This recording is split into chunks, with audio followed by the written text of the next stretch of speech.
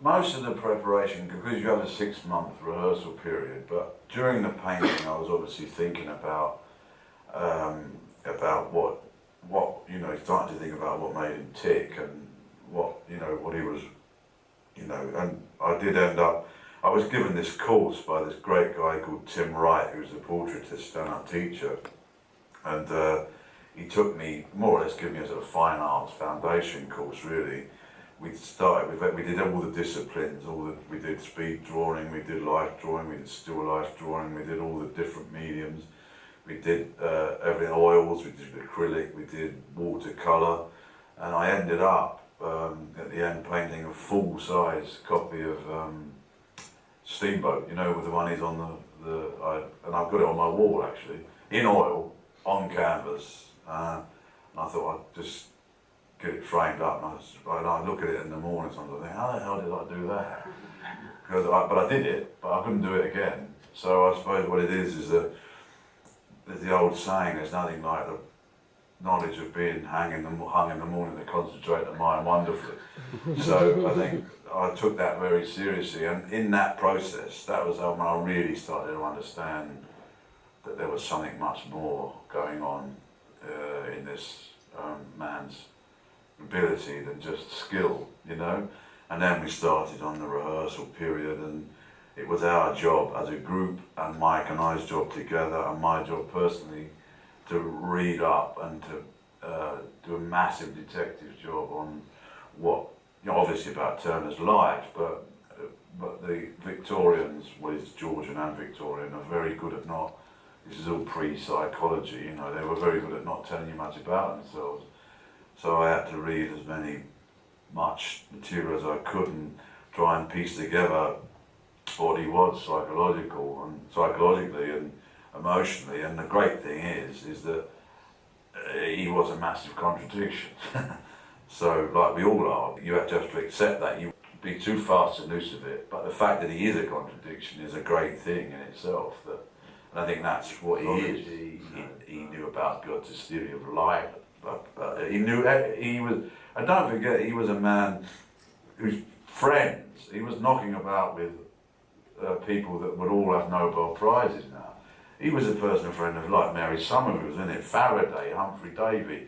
These were his mates. The Royal Society was in the same building as the Royal Academy in them days. So the scientists, or as the film says, natural philosophers and artists, used to spend a lot more time together. There wasn't so much a distinction.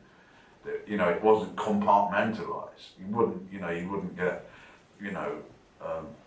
Tracy Irving hanging about. Maybe you'd get them hanging about with Professor Brian Cox, but she wouldn't be hanging about nuclear physicists.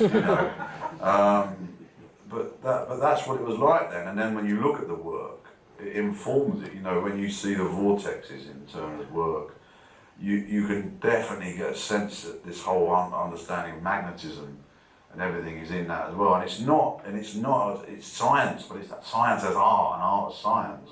So it's a far more integrated period. It wasn't so separate, And I think he was inspired by that. He was inspired by everything. He was annoyed by everything and inspired by it in equal measure. He never explained himself. And he would delight in people would ask him what his paintings meant, he'd never tell them anything. So I think he just was a very unusual man, and I think he did have this, and without this implosive sucking in everything, I don't think it would have come out of him with such magnitude and such magnificent originality if he wasn't like that. So that I think, that grew organic. He was difficult to understand. He had a very strong Cockney accent.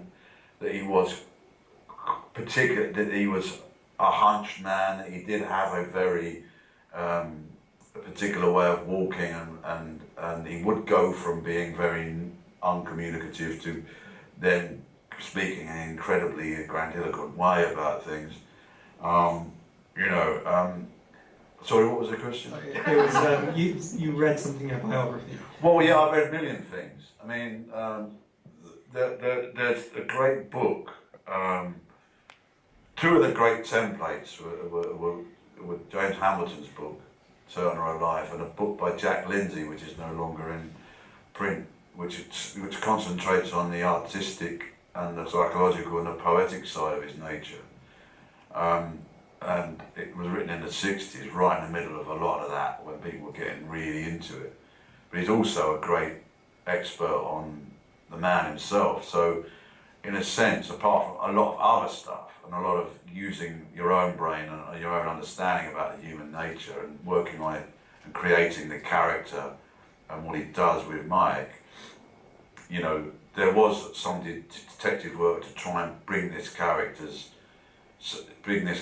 emotional and intellectual being in line with his artistic endeavour and with the incongruity of his physical and his personality, which I think, you know, which is a great thing. And Mike Leigh's the master of creating, you know, of not holding back on creating unprepossessing characters who, you know, who have a sense of majesty about them as well. You know, he can make the mundane majestic, I think. And Turner was rife, I think, in a sense. I mean, I'm speaking now.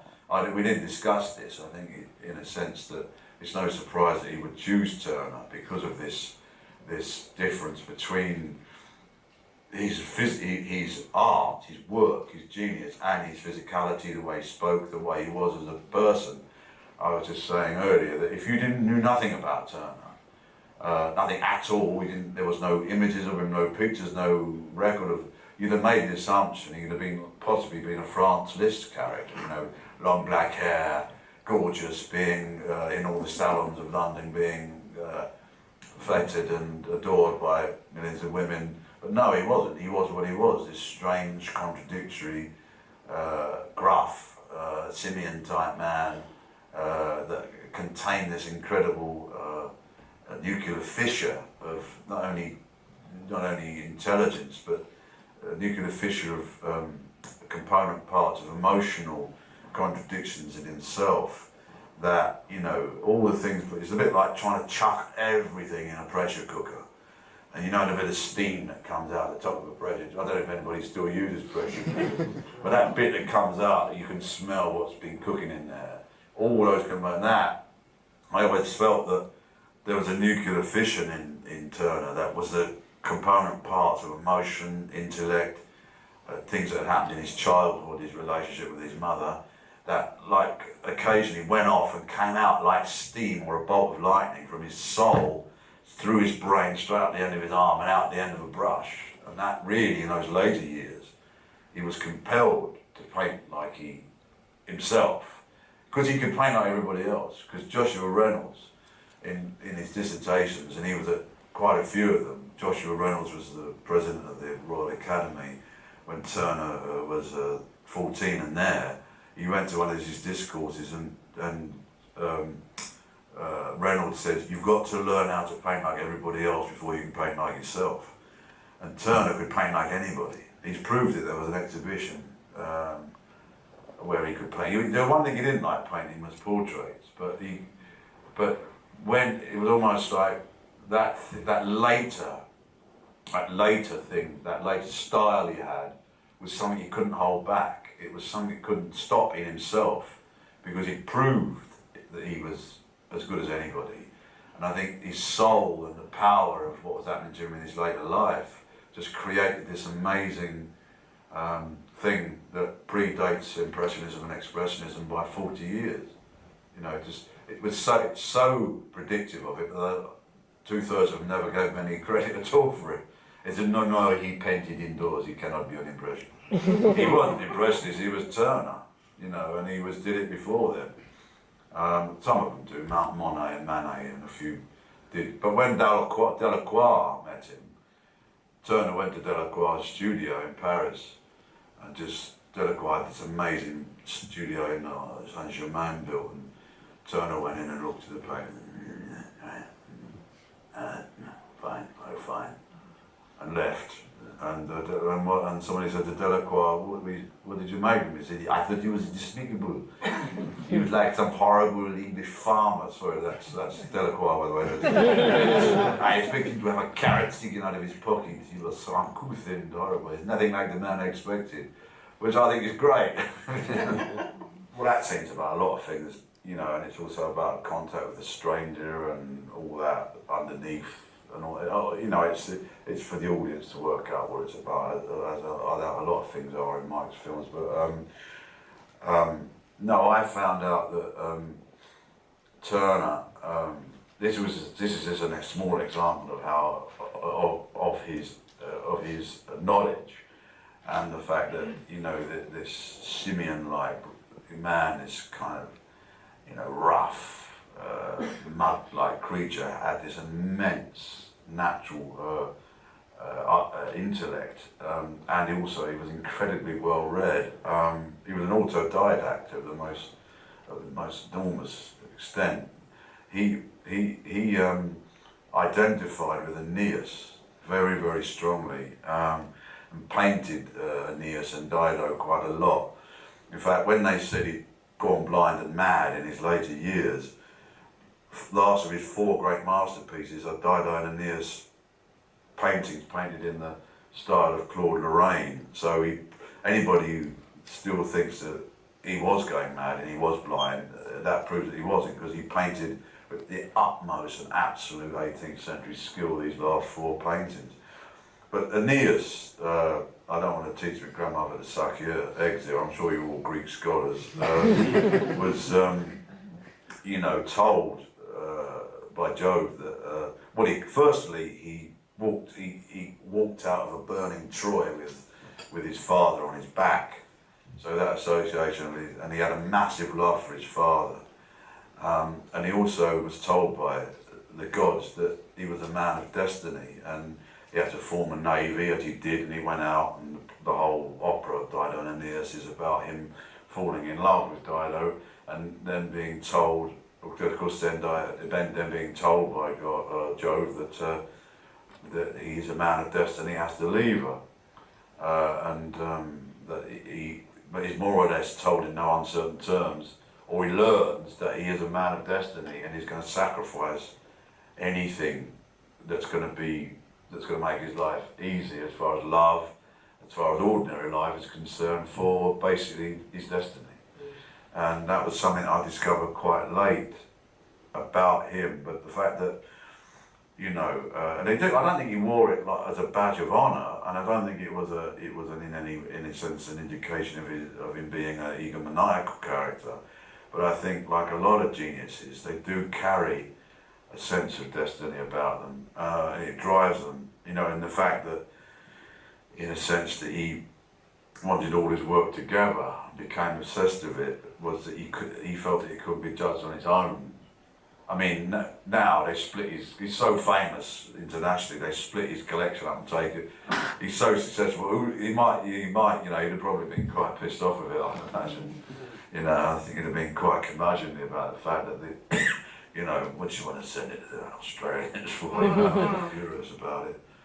And I think I always felt that she was and we discussed that a lot, she was a big, big influence on his life. This poor woman that could have been helped now. And don't forget his father was such an ebullient and garrulous man in this barber shop, which was a place where all these aristos and drunks and, you know, bums and robbers used to come in. So he had this amazing cornucopia of life that he grew up with, and we've got the image of him sitting down at a barber shop when his mother was being not very well upstairs, and sitting and these people looking at his work, and his father used to put them up on the wall. I mean, it's mentioned in the film, and I think his father's somewhat overcompensatory relationship with him is based on the fact that he felt that he felt that he had to provide, being his mother and then eventually became his factotum. You know, I mean, so when he died, it destroyed it. Really, really, really. It didn't destroy him, but it broke his heart terribly. Turner, he never really got over it. I did go and kneel on his grave in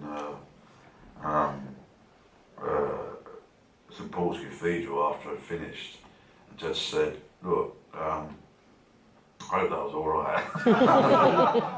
And he didn't answer back, but I did just, I tear for that my eye, right on to his grave. I thought, that was a bit embarrassing. So I started to pretend to do my shoelace up and one job with the sleeve of my shirt. But the year earlier, I'd been, 3 years earlier, I'd been in there and asked this lady, she's buried in the crypt amongst a load of other artists of St Paul's. She was sitting with a duster, just having a rest. And I said, sorry to interrupt you, I believe J.W. Turner's interned here. Do you know whereabouts he is? Because the crypt of St Paul's is enormous. And she said, oh, hang on, let me have a think here. I know he's in here because I've just washed him down. I thought Turner would have liked that.